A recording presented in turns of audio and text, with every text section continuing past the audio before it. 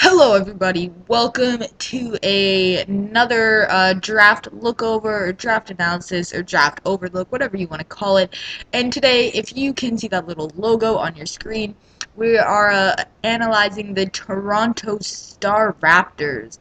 The Toronto Staraptors, by some, are looked at as the best team in the league in like the rankings when I ranked them with the coach of the Toronto Staraptors. It was me and him.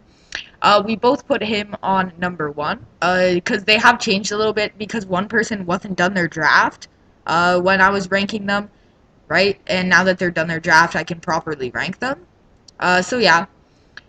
So we are going to be taking a look at the Toronto Star Raptors, and one thing that I think was a very bold choice is if you look at the tiers that he drafted from, he does not draft a tier one until round six. So that took out many of the good tier 1 mons, but he still has an amazing team in my opinion. So yeah, I'm gonna hopefully be able to do this for every team, and the week 1 battle should be going up shortly after this, considering week 1 happened, or the first week 1 battle happened 2 days ago to when I'm recording this, and this is probably gonna go up in like a week, right? So week 1 will have happened a while ago, and we're already starting on week 2. It's not gonna be like a consistent every week there's a battle, it's just kind of gonna like happen when it can because a lot of people are traveling this summer, doing that kind of stuff. But without further ado, let's get this started. Let me just go down. Okay, so Sebastian had the second pick, which was pretty good, and he, I think, got something okay. He could have gone better, but it's pretty good. And he actually picked up Mega Gardevoir. Now let's talk about Mega Gardevoir. Mega Gardevoir kind of suffers from four move syndrome. I almost said it kind of sucks, but I was trying to say it kind of suffers from four move syndrome. Because it carries so many good things. Coverage moves, it can get the hidden powers, or hidden powers are useful on it. Calm Mind, Sub, Will-O-Wisp, Destiny Bond, Psyshock, Psychic, Thunderbolt, Hyper Voice, Moonblast. All these moves are viable on it. And there's just so many different ways you can run it. But it's still an amazing thing. It's unpredictable, which makes it very good in Draft League. And on top of that, it can make plays that the opponents won't expect because it has a huge, diverse moveset. And I'm actually going to try and like speed things up for this because for the rest of them, since I didn't make the picks, I don't really know what was going through their head while they were picking them, right?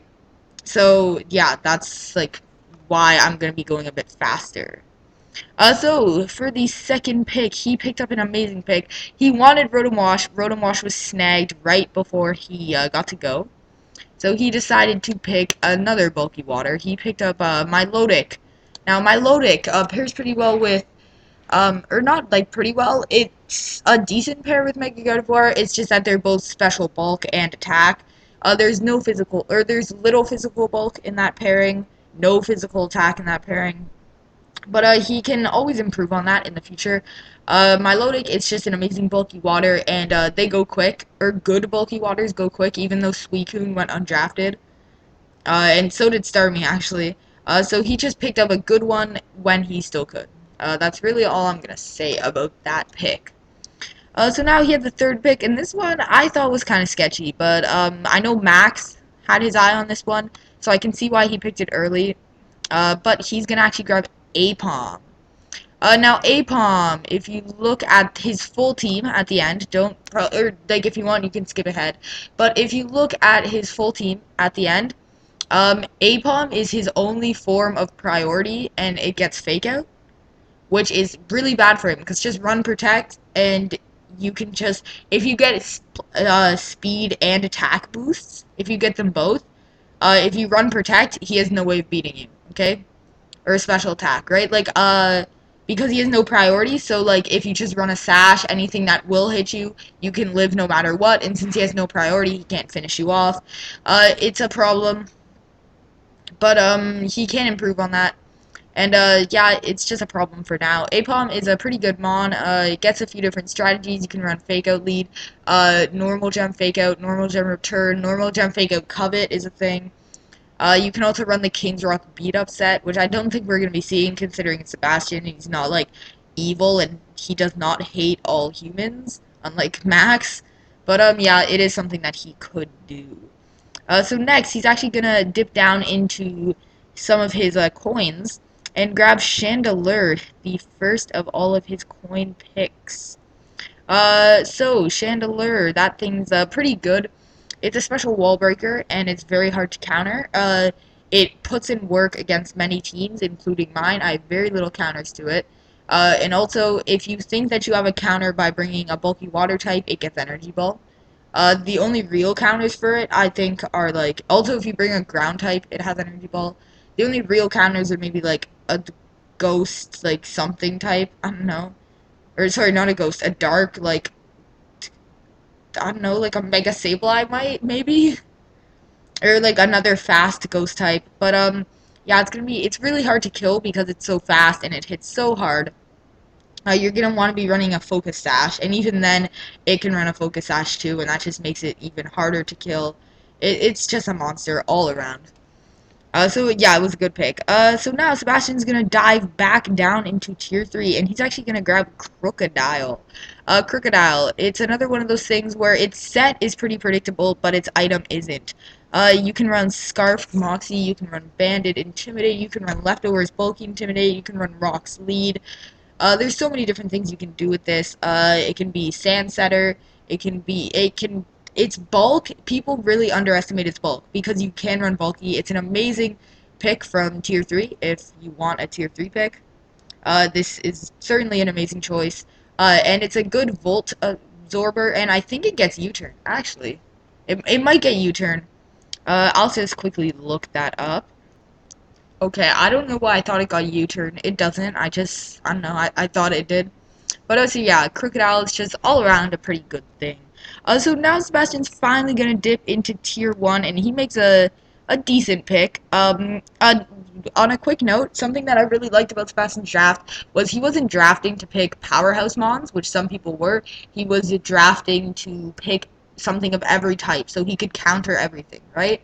And he did succeed. He has no repeating types, and he has one of every single type, which is, I don't know how he did it. That's pretty hard to make a good draft that carries something of every type. And also, he has a lot of non-dual type mons, right? So, yeah, his next pick from tier 1 is going to be none other than Howlucha. Howlucha is also very underestimated because it's not an OU, it's in BL, right? And because of that, a lot of people tend to think that it's not as good as some OU threats. It can set up swords dances, unburden, one of the best abilities in the game. I'd say like top 15, top 20 for sure, definitely, probably top 15. It gets acrobatics, which unburden and acrobatics is amazing duo. It gets belly drum, which belly drum unburden is an amazing duo, as we can see from Slurpuff, as well as its stats aren't all too bad. And it gets an amazing typing with an amazing move pool. Most of the things flying is weak to, like rock and ice, get countered by fighting. And fighting, like bug, a fighting type can't touch a bug. Well, you have flying coverage. So that's why it's a really good mon altogether. So Sebastian, his next pick, he's gonna dive deep into tier 1, and he's gonna grab a personal favorite. It's my Lodex like twin. He's gonna actually pick up Superior. Look, they are actually right in front of each other. You guys can't see it, but like you see my mouse on the like Google document, but that's not where it actually is. Oh, you guys almost see the next pick. Yeah, okay. So yeah, Superior, it's an amazing mon. He he can run bulky sets, which is great. Superior does get access to things like Leech Seed, Ingrain, Protect, Toxic. Well, everything gets Protect, or not everything, most things get Protect and Toxic. But still, the fact that it can do that and it has enough natural bulk to be able to do that effectively, um, it just makes it a pretty good mon. So I'm just gonna quickly put a bit of prologue to his next few picks. So he had 5 picks left. So out of the 5 picks, they are all pretty bulky, and 2 of them are bulky attackers. 3 of them are just defensive mons. Um, And if you look at his team right now, he has Milotic for some bulk, Superior maybe, Mega Gardevoir maybe, Crocodile maybe, but he doesn't really have anything dedicated, like, bulky to take hits. So this is where his next pick comes into play. He's actually going to pick up Spiky Mikey or Drudagon or Pumpkin or Crayola or whatever you name your Drudagons. He names his Spiky Mikey after El Scizor, Lars. He names his Spiky Mikey too. Is the best name. Okay, don't question it. Let Sebastian be Sebastian. But yeah, it's really bulky. It's an amazing mon in RU, and it's even viable in OU. I've used it before, so I'd like to see how it will do in a league format. And it can be. Everyone thinks it's predictable, but the thing is, it gets things. It gets Poison Tail. Who knows that, right? It gets Stealth Rocks. Who knows that? It gets, like, it can be a Assault Vest attacker too, which can take hits and dish them back out. It can do so many things, and everyone just kind of dismisses it as that thing that, like, it's okay, right? When it actually isn't. It is amazing. So going into the next pick, this one was very iffy. He's actually going to dip down into Tier 5. Tier 5, and Steel types are pretty essential if you want a good Fairy Dragon Steel core. And he's about to finish off his Fairy Dragon Steel core. But not in the way that I expected. It's going to be a Tier 5 mon, and it's going to actually be Probo Pass. I think Steel types are kind of important in drafts. He thinks otherwise, because of course he did draft Probo Pass, and it won't let me, there it is. Probo Pass, like, it can be good, but, like, I don't know, I don't think it really is good. Maybe, but, like, I don't know. I'd like to see it put in some work. I just don't think it can. I don't think it's capable of putting in work. But now Sebastian has all his free picks left. Three more free picks. And he doesn't have a very good Volt Switcher. He has U-Turn and Ambipom. And yeah, that's really it. But he would like that Voltorn core. And this time around, he's decided to go for a bit more of a slow Volt Switch, while still saving some coins so that he doesn't spend them all, considering he has a high tier Mega and Chandelure and Superior already. He wanted to save some coins. So he's actually going to grab the slow Volt Switcher in Electivire. Electivire, that thing is pretty good. It can be bulky, it can be attacking, it can do either. It can be Scarf Set, AV Set if you want it to be more bulky. Problems, slow, but slow Volt Switch can be good. It can also be bad. And another thing is that it doesn't get any really, like, reliable recovery. Like, maybe Drain Punch, but that's not very reliable. That's more just there, and I'm not even sure it gets that.